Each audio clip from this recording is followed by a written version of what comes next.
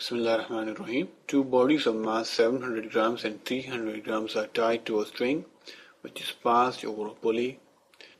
हमारे पास यहाँ पे दो पुलीज हैं, उनमें एक का मास m1 है 700 ग्राम्स और दूसरे का मास है 300 grams.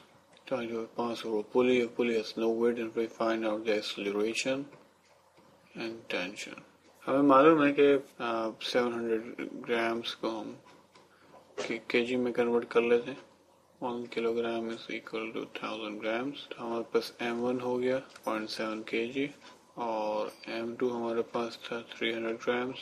इसको हम कन्वर्ट कर लेते हैं केजी में. 1 किलोग्राम जो है वो 1000 ग्राम्स के बराबर है, तो ये हमारे पास हो गया 0.3 kg. तो हमें पता है कि जब दो बॉडीज किसी पुली के साथ अटैच हो तो उनके अंदर एक्सेलरेशन जो है वो इस रिलेशनशिप से डिफाइन होता है.